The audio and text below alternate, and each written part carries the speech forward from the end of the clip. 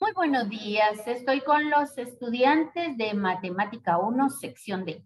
Y llegó el día final. Hoy es nuestro conversatorio final del libro Lo imposible en matemática de Carlos Prieto de Castro.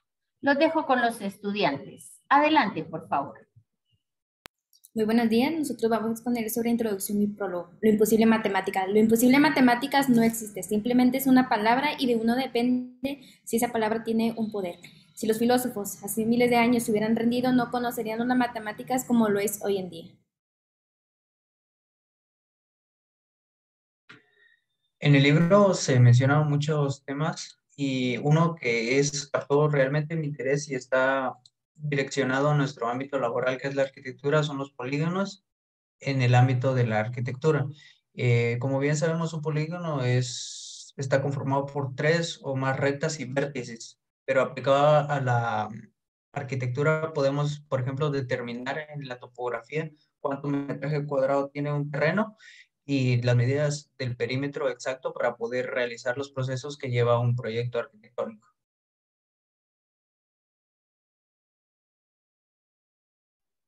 Uno de los temas que toca el libro en específico es el Palacio de la Alhambra, que es muy interesante, ya que en esa época y viendo la arquitectura que tiene, eh, es muy interesante cómo la tecnología que tenían, se puede decir tecnología, porque ellos crearon su palacio encima de una montaña y no tenían ni los estudios como los tenemos ahora para llevar agua hacia sus hogares. Entonces lo que hicieron fue que como miraban que la pendiente del río bajaba, entonces hicieron una excavación y llevaron todo el agua hacia sus hogares. También podemos encontrar que en todo ese tiempo hubo 12 reyes que cada quien dejó marcada la historia, dejando un espacio que los representaba como grandes castillos que en ese tiempo representaba poder y la forma de evitar que los invadieran. Las estructuras y todo el arte eh, deja claro que es parte de ellos. También se pueden encontrar eh, iglesias, ya que en ese tiempo no tenían, ya cuando hicieron paces con otros reinos, ya que en ese tiempo todos estaban en guerra.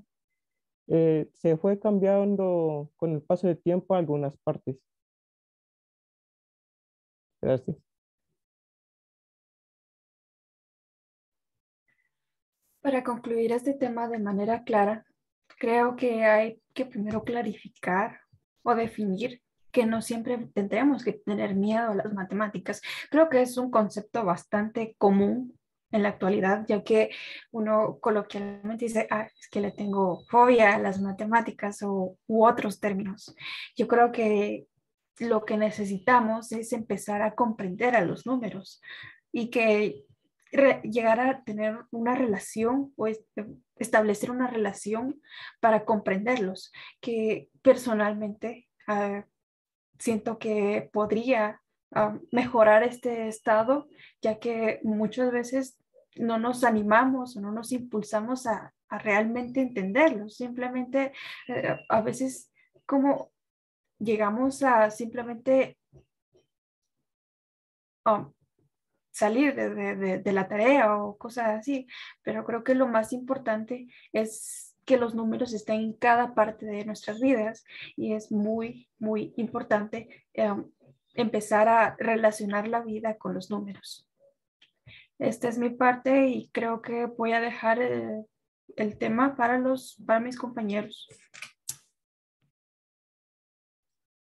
Muy buenos días, somos el grupo número 2 y el tema es números imposibles de alcanzar. Todo comienza un 8 de octubre, cuando Julio se dirigía a casa de Ana y entonces a lo lejos se percató que había una bicicleta nueva y a la par había un niño. Ese niño se llamaba Sotero Al instante Julio pues se impactó por la bicicleta y pues fue a donde Sotero. Sotero al ver que Julio pues estaba encantado por su bicicleta, pues le propuso una idea, que si adivinaba el número más grande, pues le dejaría dar una vuelta. Entonces, Sotero era muy bueno en matemáticas y pues ya había aprendido a contar hasta 100, pero lo que no sabía era que Julio también era muy bueno en matemáticas, pero iba un año menor que Sotero. Entonces, Julio, pues sin titubear, le dijo 20. Y ahí pues recordó que existía el 30, el 40, el 51, el 52, el 53. Y pues Sotero le dijo, el número más grande es el 100. Y entonces Julio, como también sabía matemáticas, entonces 100 más uno, eso es más que 100. Entonces Sotero le dijo, eso es 101.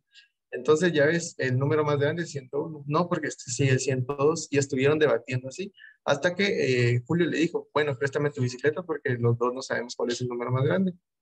A lo que Sotero le dijo que no. Y pues quedaron verse al siguiente día, por la tarde. Entonces Sotero le dijo, después de que terminaron de jugar en su bicicleta, le dijo que si quería ir a la casa a beber agua de Jamaica, a lo que Julio aceptó. En eso pues venían debatiendo de que cuál era el número más grande. Y pues la hermana logró ir. Entonces Julio le dijo, ¿cuánto es 100 por 100? A lo que la hermana escuchó y dijo, eso es 10,000. Y 10,000 por 100 y eso 100 veces. Y pues la hermana no lo pudo contestar y le dijo, yo no estoy seguro si existe ese número. Y entonces después el papá, que era profesor de matemáticas, escuchó a los niños debatiendo. Y pues ya de último estaban debatiendo y dijeron, ¿cuánto es 100 por 100 por 100? 100 veces.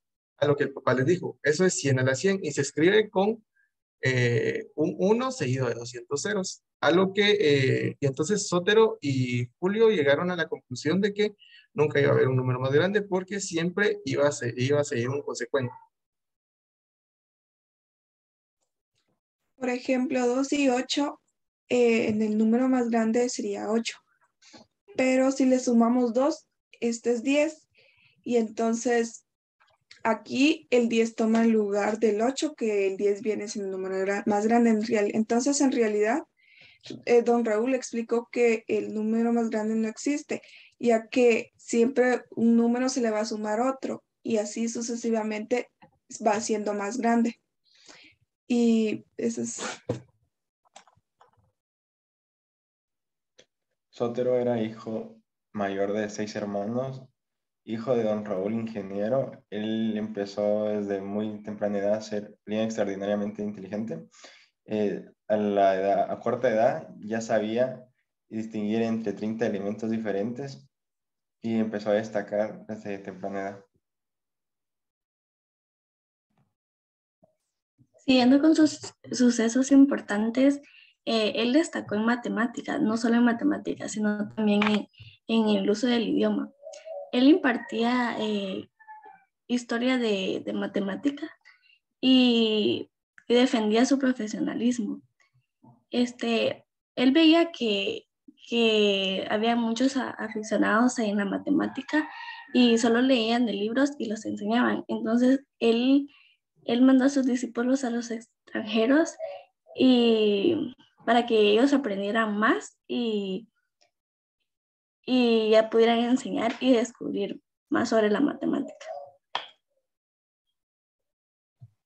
Los números imposibles de calcular y otras imposibilidades.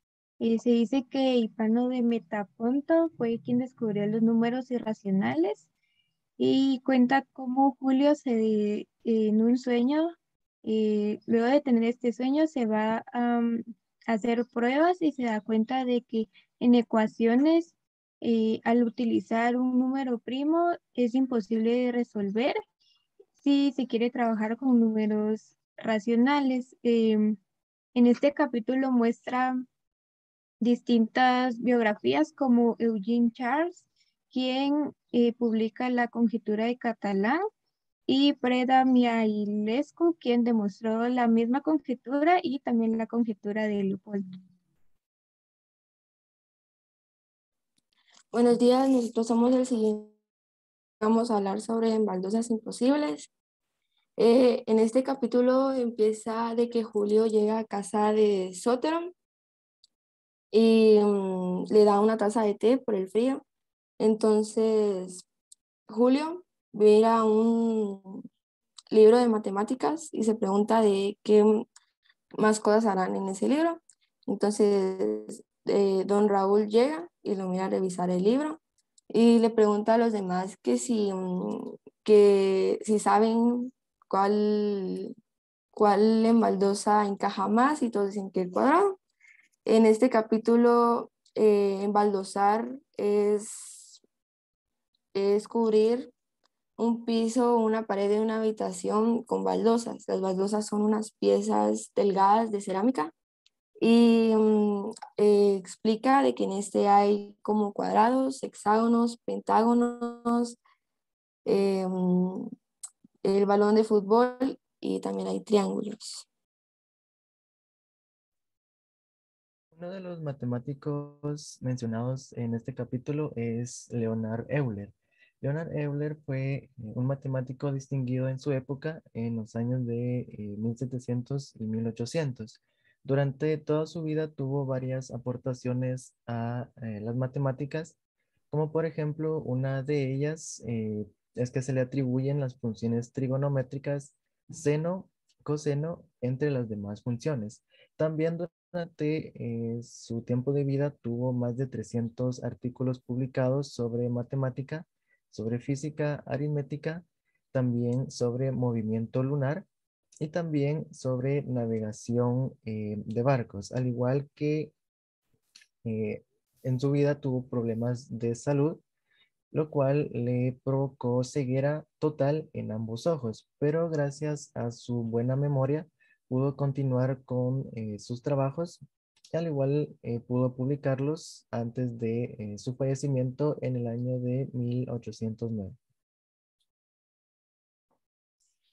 En este capítulo hablan de Eura Federo y la teoría de sus polítopos. Él identificó 5 polítopos capaces de pavimentar el espacio utilizando únicamente traslaciones sin rotación ni reflexión. El octaedro truncado, dodecaedro rómbico, el dodecaedro rómbico alargado adentro y el prisma hexagonal. Estos son los polítopos de Federo.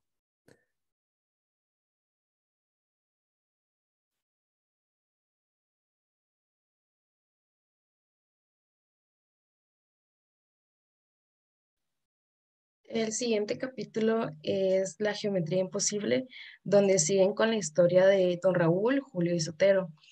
Una noche de viernes, los tres estaban cenando y todo comenzó con una frase que don Raúl dijo, que es Dios creó los números naturales, lo demás es creación humana.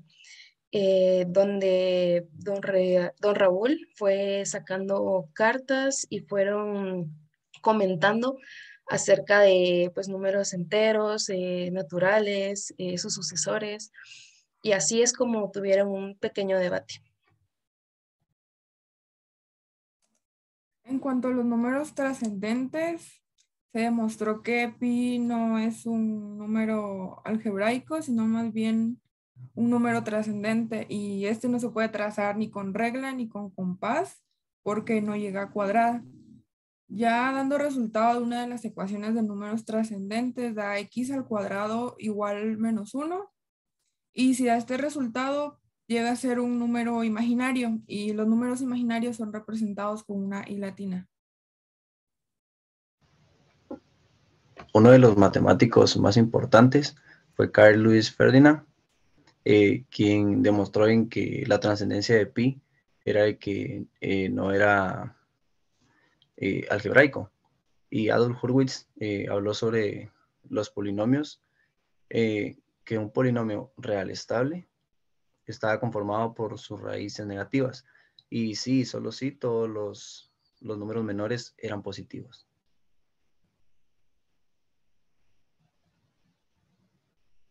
Bueno, en una de las matemáticas, en las geometrías imposibles, Uno de los más importantes también era Mortis Konex. Dice que este fue un artista neerlandés, conocido por sus grabados xilógrafos, grabados mocetino y unos dibujos que él realizaba. Bueno, esto consiste en las figuras imposibles. Mortis Konex era mejor conocido como el mejor artista gráfico. Especializó en obras de arte y la inspiración de matemáticas. Escher creó muchos grabados y litografías que jugaban con la geometría y la simetría.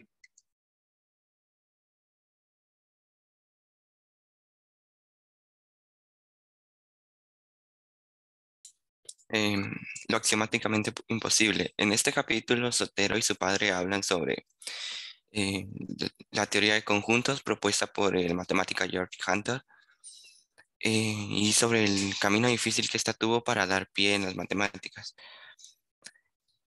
Actualmente la teoría de conjuntos está muy bien posicionada sobre las bases matemáticas, pero una de las primeras contradicciones que se le encontró fue la paradoja de Russell.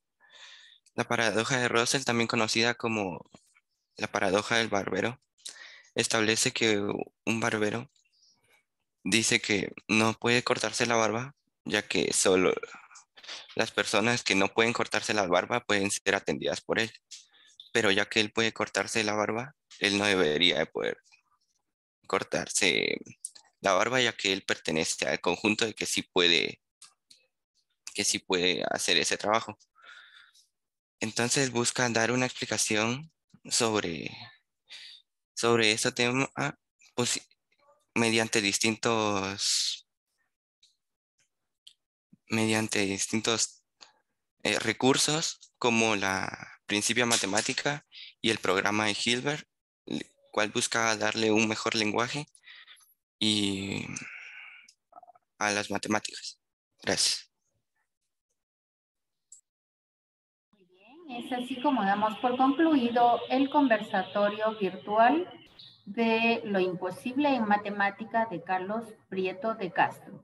Muchísimas gracias, que tengan un excelente día.